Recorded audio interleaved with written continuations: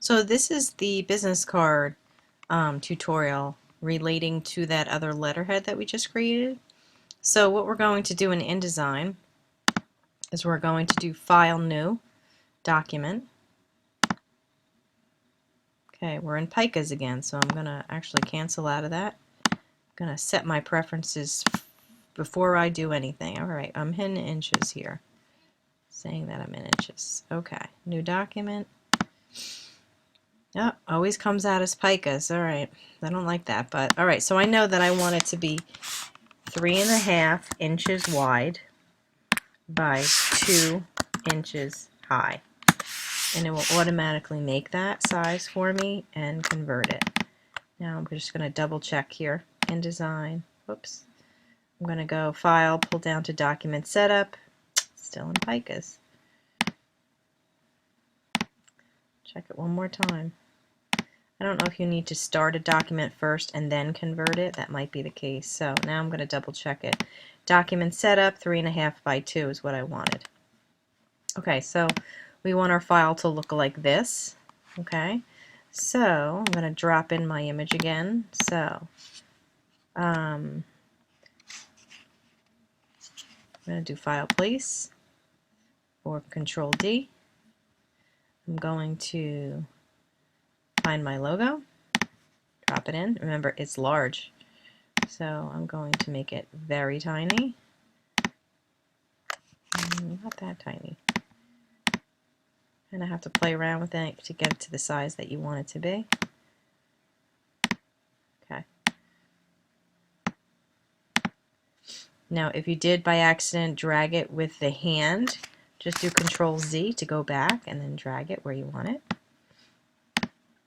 Okay, I'm going to do my orange stroke rule for point. Okay, so first I'm going to create my rule, hold the Shift key to make it straight, and I'm going to make it 4 point. I also need to sample the orange color, and I'm going to flip-flop that, whoops, to be the stroke of orange.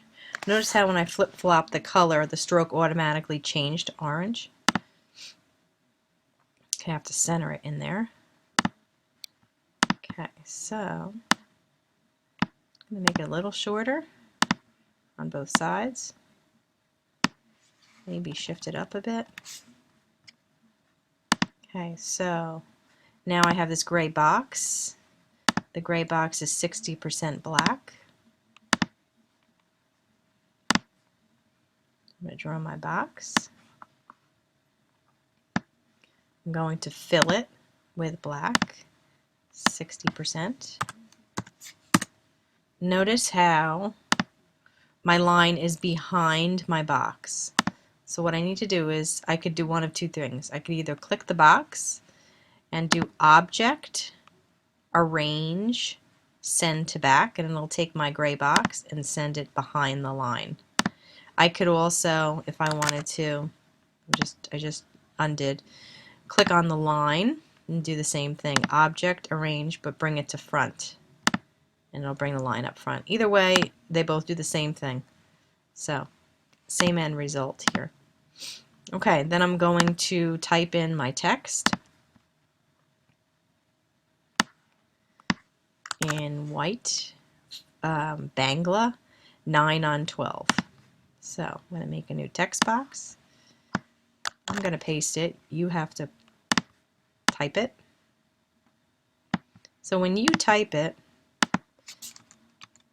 whoops, you want to make sure that you use the space after.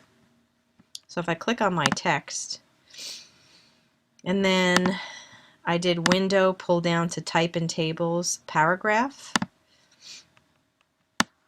Then I'm going to, again, do my space after with my text cursor being on that last line of the email address.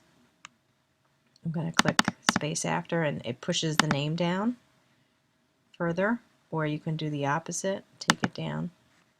Okay, so this is the idea. And the point size was what? Seems like it's lower on mine here. This was 9/12. This is 9/12 also, but it's lower on my file. So I'm just going to adjust everything to be lower. Just using my arrows. And my logo, I'm probably going to make the logo a little smaller, maybe a smidge, so I could do like 97%. Use my arrows to shift it. And then look at it with hide the framed edges, view, hide guides. Now I can take a look. Pretty good. Yeah, pretty good. Similar. Okay. So that's the idea for that tutorial. And you definitely want to always save. Save often, every 5 minutes. File save or Control S. Just that I can't stress enough. Okay. And that's the end of this tutorial. Good job again.